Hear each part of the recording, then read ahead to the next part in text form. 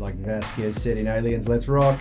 If you're new to the tribe, Rad's across the table, Rich is behind the mix, and my name is Yanni Burmeister. We are Unity Gym experts at turning driven people into athletes.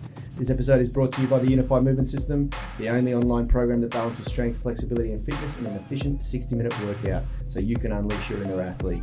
Get daily coaching by us, plus our epic gym and home UMS programs, extensive exercise library, private coaching group, and weekly coaching calls. As a valued listener, use the link in the description to get your first month free. Before we get started, big warm welcome. If you're watching on the Unity Gym YouTube channel, remember to hit that like button to support the channel and subscribe if you like what you see. I'm super excited to announce that joining us today, we have Aaron McKenzie from Origin of Energy and Phil White from ADPT Physio. And for those of you that didn't know, Aaron started working in the fitness industry in 1998, first as a martial artist, then moving into face-to-face personal training, then small group training. Now he splits his time running Origin of Energy, both face-to-face online, where he specialises in movement and lifestyle coaching. Aaron has managed his own gym in Bondi, coached professional athletes, taught international workshops and certified personal trainers with his own education courses.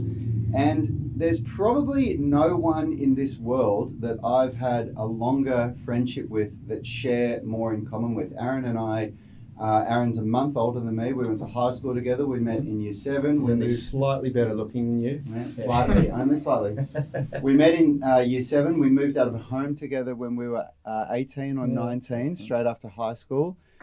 We started martial arts together. He introduced me to capoeira. I introduced him to Kung Fu. He tried to get me to become a personal trainer with him back in 1998. But I was too fixated on becoming a movie star. And so I followed in his footsteps 5 years later. And it's good to have you on the show, man. Good to see you again. Great to be here. And you forgot the most important accolade. He's the only human being other than your wife who's managed to live with you happily for 5 years. Yeah, we did live together. Oh, it was pretty much that long. Almost that long, yeah. I don't know how I use the word word happily. Going back, huh? I use the word happily very loosely. Well, no, I mean, we were 18 when we moved out of home together, so 43 now. Yeah. Good times. Welcome to the show, Azza.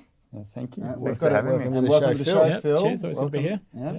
Yanni, we've got a good question for you today. Yanni this is continuing in our 2021 wrap up Unity Gym Tribe Q&A podcast series. So we have put the questions out to our tribe. And before we go into this question, I just want to frame just for a minute why it's Aaron that's answering this question and not anybody else. Out of anyone I know, I don't know anybody that walks the talk as much as Aaron does. He's somebody that has inspired me to make massive changes in my health because him and I grew up together and did so much together. And then as we went through our 20s, I could see him just becoming healthier than me, and I needed to learn some of that. In every way. And there was a period of time. Do you remember when I became a personal trainer? Because I was about 5 years behind you, and I was calling you up every night.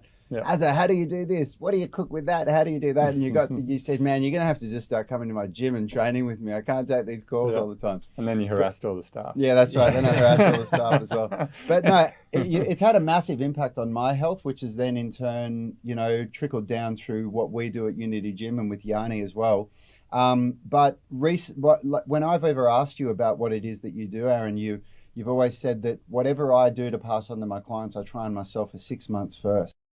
And that's a really big thing in the health and fitness industry. There's and when you say you try it, you don't just try it, you do it. I mean, recently you wanted to try the carnivore diet for yourself, and for 6 months you were 95% animal products, doing nose to tail, basically.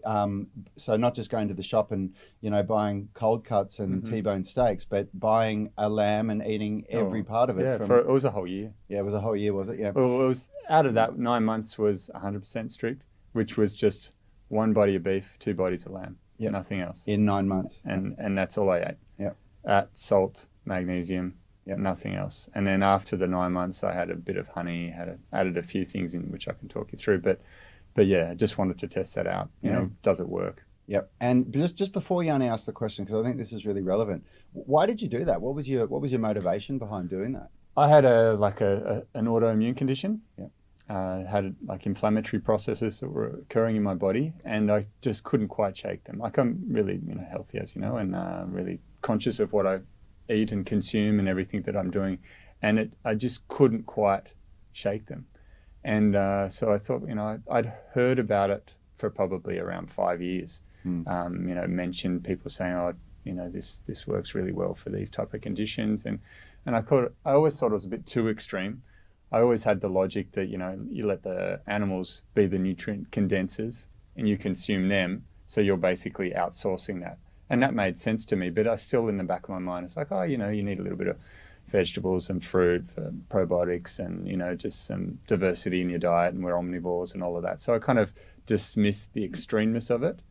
And there's all the enjoyable so-called healthy paleo foods that everyone kind of gets into. So you switch off all your kind of normal sweets and you switch to, cacao and coconut and all these things, which are great and they're most likely a better option. But I found that I just still had this kind of inflammation in my body. And then that worked. It worked, yeah. You got rid of it the probably took inflammation. totally. Yeah. And just the last thing that I'll say, just to frame all this before you do the question, when you refer to the animals being the processors, for those that don't understand what Aaron means, a lot of people will talk about that you must get these nutrients from vegetables and there's no other way to get it. But what you mean by the animals being the processors is that the animals that have, several stomachs can process these nutrients better, and then we can extract them from and that's just efficiency, like in any model. Like you're just trying to outsource that work. Why do it yourself if you're going to let somebody else do it? And they condense that nutrition and all, like they're just like batteries basically. They're just harvested sunlight with all the micro and macronutrients combined through that sunlight process. So sun shining on the earth, photosynthesis, water falling from the sky, them consuming the growth that occurs through photosynthesis and the relationship with the bacteria and the microorganisms and the minerals in the soil going into what they're eating, and then converting that into their flesh, their fat, their bones, their tissues. And, I've known, and said this all along, one of my key statements to people is that a human being is an expression of a healthy ecosystem. And if you really think about what that is, if you want to be healthy, you've got to attach yourself to a healthier ecosystem. So if you kind of just eat processed food, you're eating, you don't have nice air, not drinking good water, then if you want optimal health, you've got to shift that. So for me, it's like, well, I can just simplify this. One body of beef, 2 bodies of lamb. I know where they come from. Whereas, all these people promoting superfoods, they're vegan, they're whatever, they don't have a clue where their food comes from. They're eating from all over the planet. And they're completely dependent on a system that doesn't care about their health. It just cares about profits, like margins, and volume, economies of scale, so that, how much can I produce and how much of a margin can I make on that cacao and this next superfood on, transporting this from one place on the earth to another place and stockpiling it. When you think of food products, they're a form of energy that's been condensed and just put on a shelf that way they can keep making a profit off it. Whereas a living ecosystem and a food that's alive, you consume it when it's living or when it, you're not processing it to the point that it's losing a lot of its value, and that allows for you to have that optimal health. Just on the practicalities of it, with sourcing the beef and the lamb, how did you go about doing that? Well, I'm fortunate because I've been into this for a long time. I've got a lot of connections there with farmers and people within maybe a 3-hour radius of Sydney. So for probably at least, most of the time that I've been doing this, I've been thinking in that way. Food's always been a big part of movement for me. It was just the obvious thing that it had to, or even before I became a personal trainer, and I was very much inclined to choose better options for what I put in my body. And then once I kind of realized that you just want to get more connected to source. So I have some really good friends that are farmers, so I can just go to their farm and, want that one there and break that body down. And I just had basically a chest freezer, so I could get quarter body at a time delivered to me from him. And I used to give him all of my stainless steel containers. So it was also, the reason why I did it was wanted to test it out, but also just to see if it was possible. And also, you hear everybody, your diet or whatever is better for the earth, it's better for health, it's better that. And I just wanted to be as extreme as I could and test it and see how viable it was. And it's, I don't think anyone can argue with it when you're doing it to extremeness.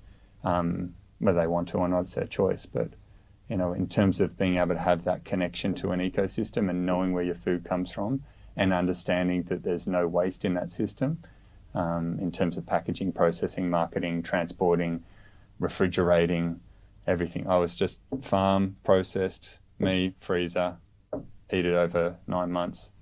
That's it. Done. Yeah. And eating nose to tail is the big one there as well. Yeah. Well, you're Can't eating just the get whole that animal, one. you know, Well, using all the bones. let's ask the question now, so that they know what they're in for. So this one comes, it's 2 questions came through out of the myriad of questions, and I narrowed it down to as many as we could get for one podcast a fortnight. And when these 2 questions came in, I was like, we have to get Aaron on this podcast. So the first one comes from Blakely Harnage from the UMS Online Coaching Group, and Blakely's one of our administrators. He's from the US. He's asked, are organ meats underrated or overrated? And what are the best meats to eat? And is meat unhealthy at all? Like, is it true that meat is sort of, there's a lot of people saying that, you got to go vegan or vegetarian. I'd love to know Aaron's opinion on that one because, if anybody's going to answer that question, if anybody's going to ask that question, maybe we should start with that. Is meat unhealthy for you? And then the second question, which I actually think we can bring into the same discussion, who's come from Blakely as well, from the UMS Online Coaching Group, has asked, should you really avoid polyunsaturated fatty acids, i.e. canola oil, sunflower oil, etc., and why? But so we can get to that. That's all. They're all linked They're anyway. very similar. intertwined. Yeah, we can start with, is meat bad for you? Because anybody that's listening, there are people out there that really believe that meat's bad for you, and there's going to be people listening to this thinking, oh my God, 9 months, with nothing but animal products. How many animals died? But how, I killed 3 animals, guys. Yeah. And that's it. In 12 months, I killed 3 animals. And how often did how many did you kill? That's the question. Yeah. And how often did you get your bloods tested? I only tested 3 times in that period. Yeah, so only every 3 months, which is pretty good. Yeah, I did it for that. Most people do it maybe every couple of years or until they're really sick. It's like, maybe when the doctor tells them that you've got a foot in the grave. I wanted to know what it did and what happened. And what did you notice? Was there any changes in your markers? Everything improved except what people think is bad. Which is cholesterol. It went through the roof. Yep. And, people can argue and have assumptions about that. But in and of itself, cholesterol is very beneficial for the body. And then you're looking at LDL, HDL ratios, and if your HDL is high, then there's no issue. What was your HDL when it went through the roof? HDL. I know total was 10, but my HDL was way above. Yeah. Triglycerides were non-existent. Yeah. My fasting insulin was non-existent. It's funny because I look like a type 1 diabetic because my insulin was so low, but it just wasn't using it, with it. So, and I felt awesome. There was one problematic thing, and that really kind of, just to cut through it and get to that, is that I think everyone's different, and there was a point when the electrolytes became an issue. Yeah. And that was my only beef with it. Yeah. Beef. Yeah, all right. That was the only thing that I had a problem with was the cramps. Yeah. But that was easily remedied with just had some raw honey. Yep. Which is technically carnivore. Yeah, right. And I've added, I just have white rice, have fruit, and I don't have a lot of plant matter, but I do have carbohydrates. I don't think carbohydrates in and of themselves are a problem. Everyone's really kind of hell bent on demonizing them. They, if you're having them and you're using up the glycogen that's within your liver and in your muscles every day, and you're just replenishing that, there's no issue. It's the issue is obviously if you've got excess and it's spilling over using it. Yeah. Well, it's just you're just getting hyperglycemia from excess spilling over. Yeah. So that's damaging you. Meat itself, I think it's it's very nutrient dense. I mean, that's why we're here. There's no way we'd be here without eating meat. Yeah. I mean, fire and meat yeah. are our 2 biggest things that make us human, and our ability to manage those things. People have this concept that we're hunter and gatherers and we go and fight animals with our bare hand, and it's just like, no, we used our brains. There's a reason why we're here. That's the life. I wouldn't call for anyone else. That's all right. You're going to have to explain why you didn't answer now. Yeah. For anyone listening, that's Aaron's wife. Yeah, the Pauline. boss is called. If there's anyone that's going to stop a podcast, it's my boss called. You're not ranting. I have about a Russian wife, guys. So It's like double. He gets really scared. You can see the look on his face. there's only one thing turning white. only one thing that scares me. So you would, on that note with electrolytes, would you then not recommend what you did for someone like Phil who's training for a what are you training? Half Ironman, or would you say that you can compensate for that with other things? You know, you got to. No, look, you can do it. People can do it, and there's obviously heaps of people out there that are doing it and staying carnivore. I just don't. I wouldn't recommend it, personally. Just one sec, I'll get a photo session. Photo proof, yeah. And you would say that you like it worked for the reasons that you did it, or was it just more it worked to experiment and I worked for the main issues that I had. For inflammation, amazing. Yeah, right. For everything else except for the electrolyte issue and the problems they only they started to come on at about the 3-month mark. Yeah. So all it was kind of just mild kind of muscular cramps, but then they got worse and worse. And then what happens over time is that you get electrolyte deficiency to the point where you can feel it's messing with your heart rate. Yep. And you're sleeping. And that's where, about at the 9-month mark, that's when I felt it. And that's why I integrated carbohydrates and putting them back in just allowed for that insulin surge. And the reason why that's so important is because insulin allows for you to retain electrolytes. Yeah. So if you don't have it, and like if you're doing it for short periods, it's not an issue at all. But for long periods without insulin, and I'm talking, that long, going in ketosis over and over again. I mean, you're going in and out because when you're having, I did it extreme in the sense that I wanted to do it for a set amount. So I was only eating 800 grams a day of meat, which isn't a lot. Yeah. But that was inclusive of animal fat. So the fat is very energy dense. So I was still having around 2,000 calories a day. I did lose a little bit of weight on it, but I just wanted to test the whole thing. Like, could I live on this and for how long? And it was kind of a preempt to everything that's happening now. Like if I go out, if anyone gets stuck in the wild, what do you know you can eat? Animals, tree bark. You have, if you look at the plant kingdom, you don't have a clue. Yeah. There's like unless you're a local to the area, there's just no way. Like most of the plant things are going to kill you. It's only the domesticated plants that we can actually make use of. Whereas if you kill an animal and you eat the flesh, once you get past the skin, you're going to survive. It's not going to kill you. Whereas plants, and that's why we have the culinary art. So you have to be very respectful of that. Like all the traditional cultures, soaked, sprouted, fermented, had all these different methods of processing plant foods to make them digestible. Yeah. And that's awesome. That's why we're omnivores, and we made use of the environments that we're in, and we figured it out with, trial and error and, people around us dying. so we could be here. Bob didn't But do well. still, it's happening at a mass level now. Oh man, big time. So we're all we're still trial and error figuring things out. Big time. But like adding back in a certain amount of carbohydrates periodically definitely allows you to retain the electrolytes better, and then that got rid of the side effect that I had with it.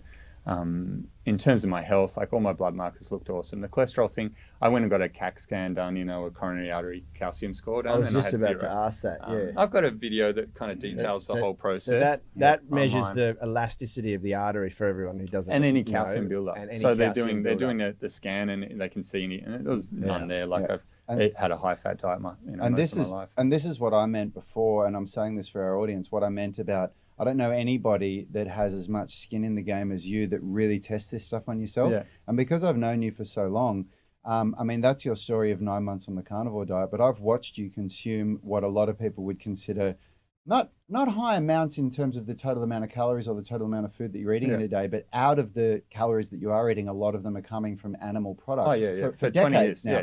And I've asked you questions that the whole time I've watched what your health looks like from the outside, and you've shown me your bloods and talked me through it.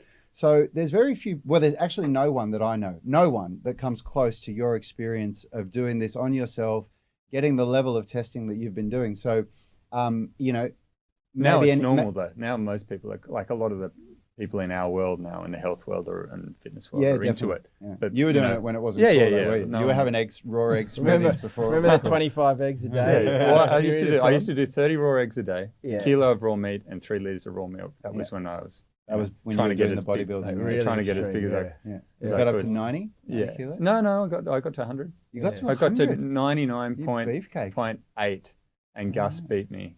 Gus beat you, did he?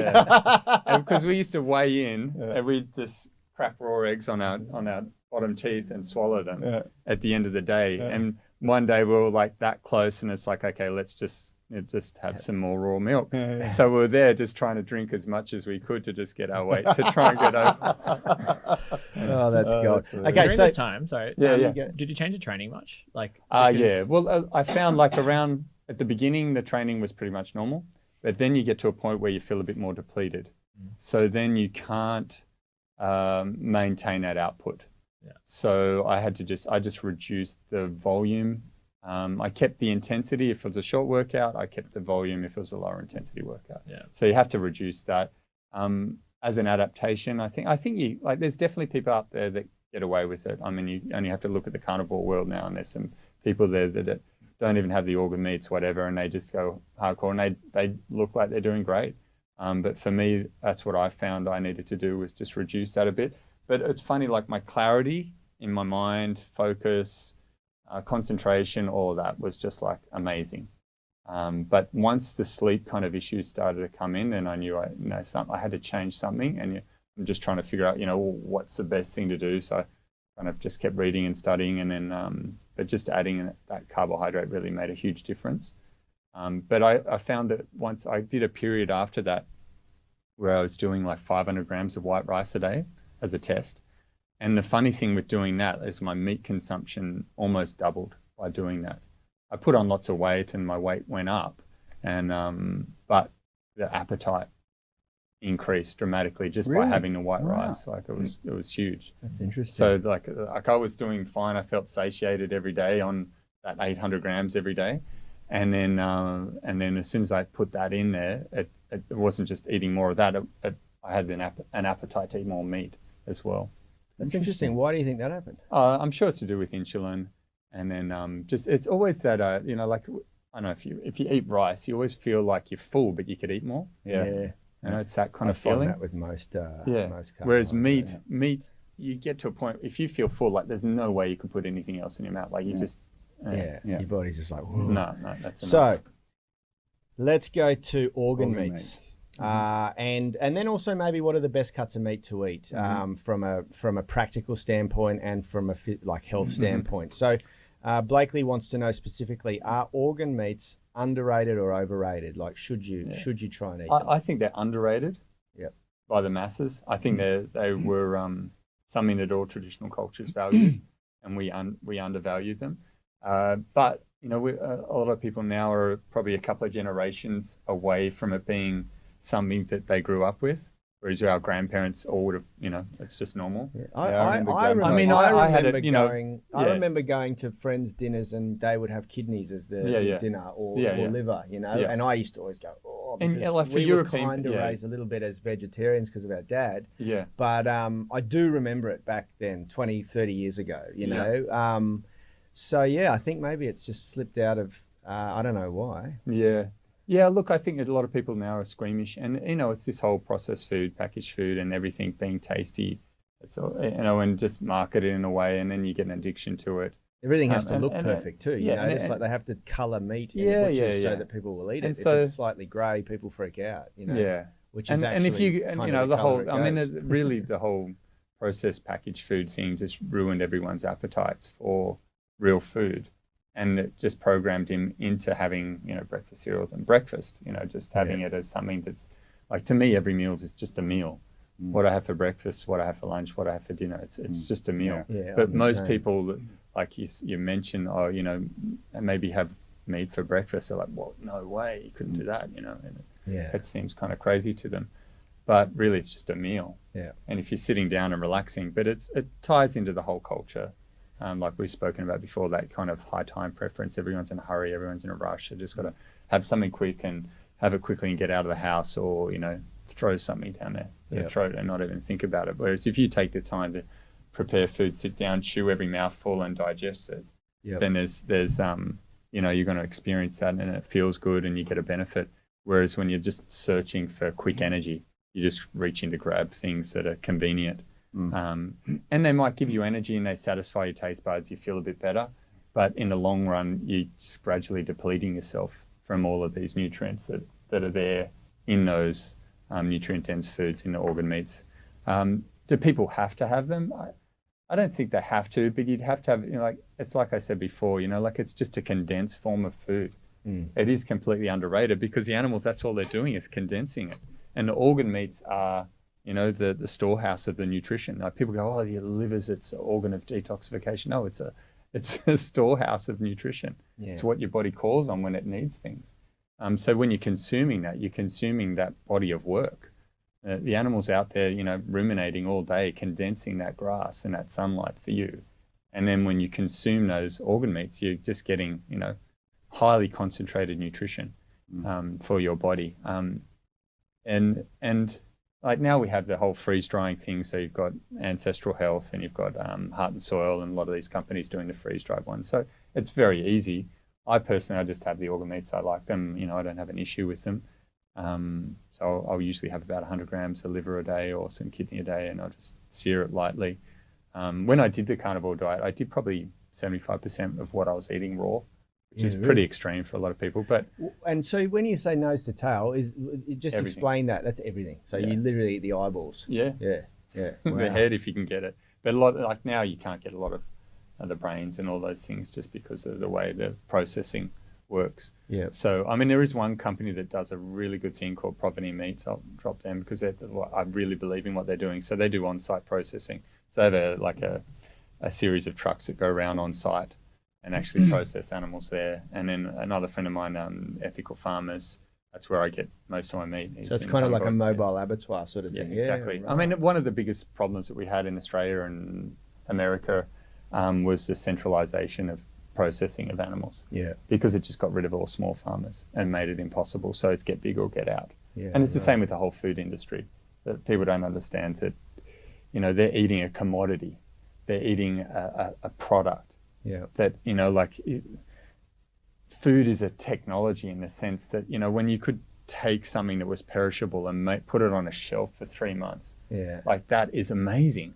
And you could eat it and not die. That's Yeah. even more amazing. But then you can stockpile it. So it becomes a resource that you can move across distance. Yeah. And it's pretty phenomenal in the sense of being able to keep people alive. But what cost? At what cost for our own health? And then when you centralize, when we centralize the abattoirs, basically, unless you can make it a viable margin to get your bodies to the abattoir, like to a large one, and get a decent cut there, like it just doesn't make it viable. Whereas if you've got one in every town and you've got a small farmer and you're only producing X amount of cattle and you can just walk your cattle there, it just takes out all those overheads and it just keeps it local and keeps it decentralized, which I think, there's more people that are switching onto that now. But there's so many regulations and everything like with abattoirs. Like this group that set up Provenine Meats, which is awesome, a doctor, a vet, a lawyer, a farmer, they got together to form that, which is really cool. I really believe in that as a way forward for people to get more connected to their food supply, to really understand that, what they're eating and where it's coming from. And that has huge value for your health. Just in terms of, look at what's happened in the last, 2 years in terms of food security. If you know where it's coming from, you have a personal relationship with someone and you know that the money you're offering to them and you're paying to them is making that ecosystem more viable, more secure, so it can keep producing food for you for longer. Like, if that's not an investment in your future, I don't know what is. Yeah. Like that's that, and your own health. Like, and that that life force energy, whatever you want to call it, is coming through that ecosystem, and you're ingesting that and expressing that with your everyday today movements. That's just beautiful. Like that's life right there. But to consume stuff that you just don't have a clue, that's sitting in a box in plastic, and it's, you just like, and it's coming from everywhere. You don't know where it's coming from. Some of it being shipped to China, packaged and Oh brought yeah, back yeah, from exactly. And then Yeah. it's and then like all the ingredients under a certain amount don't have to be listed. And then you spoke about the vegetable oils. I mean, So that's the next question. Let's get Yeah. into that one now. So the second question actually comes from Blakely again as well. I'll just mention it again. He wants to know, should you really avoid polyunsaturated fatty acids, i.e. canola oil, sunflower oil, etc., and why? Yeah. Well, I mean, if you think of the whole energy thing, I mean, it's great that we can condense that energy. We're using factory farming to be able to harvest grain, seeds, nuts, legumes, whatever, and condense them into this oil that's a huge amount of energy.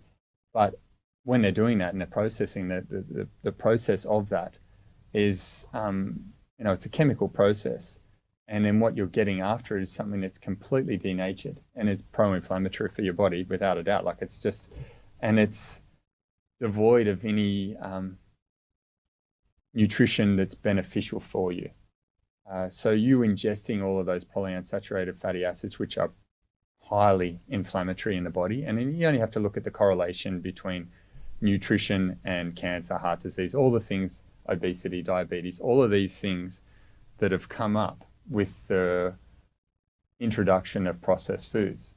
And that the foundation of that is these processed seed and vegetable oils, which, like the demonization of animal fats, which are stable and, highly digestible and beneficial for humans. And it all comes down to this whole thing that thinking that animal fat causes heart disease. When you have millions of years of evolution and humans consuming animal fat, it's a stored battery basically that allows you to live for longer and allows the animal to live for longer by storing fat on their body. Somehow that's become bad for us and it's killing us now. But these seeds that we've never been able to compress in the way that we are now with machinery and with the chemical processes somehow healthy for us. Without even knowing any of the biochemical, kind of structure of what's happening there. Just thinking of it in that way, like one is completely unnatural and unprecedented, and the other one has been going on for millions of years. So which do you think is going to be more beneficial for the human digestive tract and for the human body?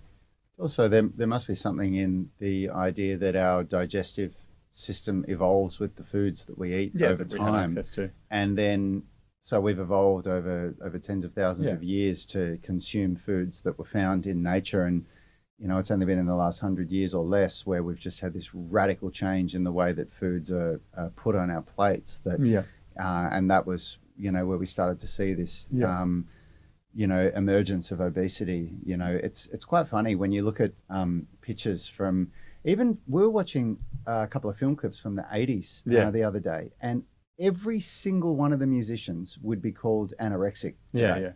People just look different Skinny, back then.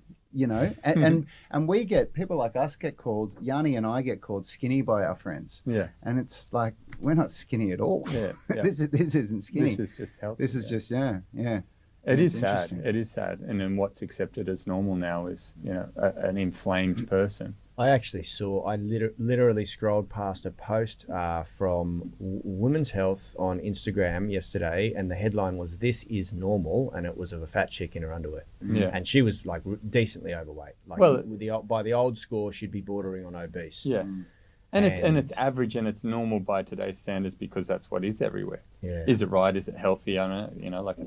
That's everyone's choice. I guess it's a free choice. But the thing is that it's what's convenient. And it comes down to, what's, I always think of the problems that we have and think of our monetary system and think of inflation because, as an example, someone who just watches Netflix, eats processed food, is renting and just living paycheck to paycheck and just kind of doing that cycle, they're not really going to notice inflation. Because they're not living and connecting with real things in terms of real food, because the price of real food is going to go up, and meat's going to go through the roof with all the carbon taxes and stuff that are coming. But then also, if you're having to buy a house, obviously, in Sydney, it's doubled in the last 2 years to buy a house. It's just crazy in the eastern suburbs, especially. It's but so you really if you're trying to do more than the average, you really notice it. But if you're just there, you're happy with eating the processed food and just eating all this crap, you just don't really realize how much things are changing and how you're able to just live what you think is a normal life, but really you're only able to get these foods so cheap. One, they're subsidized, and two is economies of scale. So the whole industrial complex that condenses these foods is just on such a big scale, and they can do things in such a high volume that they can keep the prices down, and there's not really a lot of nutrition in there. What there is just all they're trying to do is just make their small margins. So you're getting things that aren't really of value. You're just getting products. You're not actually getting real food. It's actually interesting. I watched a podcast on this topic, on the inflation topic in America. What's happening right now that it's just leaking out that food companies are actually putting less and less and less in the same size packages. Yeah, because inflation's going up, so they can keep their margins. And so they're sneaking it where it used to be 250 grams, is now 240. But the whole food industry, like all grains, everything, that's all subsidized. And you only have to look after the Second World War what happened, and that's why people are eating the way they are. Is because they wanted food to be cheap for everybody, but they put all these subsidies into these companies that were producing processed food. Yeah. So it made it more viable. So, and that was like the birthplace of what we have now, which is all these unhealthy people, heart disease, and, the problems that people are having are to do with, the food scientists. I mean, it's a technology that people are highly addicted to these foods. Yeah. And it's easy and it's cheap, like Uber Eats, all these things, people just get it delivered. And people think, I'm healthy. I just have, I eat these really simple foods. But if you're eating out, you're eating vegetable oils, because there's no kitchen that will spend the money on just using coconut oil or animal fats for cooking their food in. Yeah. I mean, you might get a slow cook thing where they haven't added any extra oil, but if they're searing or grilling or doing anything like that, you're guaranteed to be eating vegetable oils. And if you're eating those, they're rancid, and that stuff is just free radical damage. You're basically just damaging your body. And people think, they look at, you look at your body and like all your skin cells, every cell in your body has a membrane there. The cell membrane, if it doesn't have good quality saturated fats there, it's leaky. And all these disease processes that everybody is suffering from, it's because you're constantly replacing all your cells with these crappy fats. And that's why you get sunburn. Like one of the things that I have seen over and over again where clients have taken all the vegetable oils out of their diet, they can go in the sun all day and not get burned. Yeah, really? Wow. Because their cells are actually healthy now. Wow. And this whole thing with obesity, there's a lot of people doing low carb diets, all of that. But if you're doing a low carb diet or a keto diet and you're having all these vegetable oils, it's not going to work. You might lose some weight, you will lose some fat, but you're going to be unhealthy, man, like big time. Yeah. And then once you damage your mitochondria from consuming just all these vegetable oils that are rancid and processed and damaged, your mitochondria will not, that better oxidation pathway will be broken. So you can, do everything. You can fast, you can do whatever, but you're really going to struggle. There you go. So let's just quickly recap, this was an incredible conversation. Definitely stay away from polyunsaturated fatty acids, Blakely. Yeah. And we all agree that organ meats are underrated. Yeah, absolutely. And if you guys, we could talk for hours on these topics with Azza, but frankly, we'll get him back in again. Yeah, and we'll go deeper on this topic. But there simply won't be enough time. But what we want to do, if you want to get in touch or if you want to learn more from Aaron, he can be found on Instagram is probably the easiest way, at Origin of Energy. And you can also book in a consult for yourself, either in person or online with Aaron at originofenergy.com. He is an incredible movement coach, and he's an even more incredible lifestyle coach, quite frankly, the way he comes at this stuff. And I can guarantee you that if you do any work with Aaron, it's going to change your life. If you're willing to do the work and you are looking for answers from somebody that's really put in the time to research what a human body needs to thrive, Aaron has been my go-to guy for info for 20 years, and it's going to be a really good use of your time. So check him out at originofenergy.com. Thanks so much for coming on the show, Aaron, and Yeah, thanks, thank you. thanks, Phil. My pleasure. Thanks, Cheers, guys. Thank you. Awesome.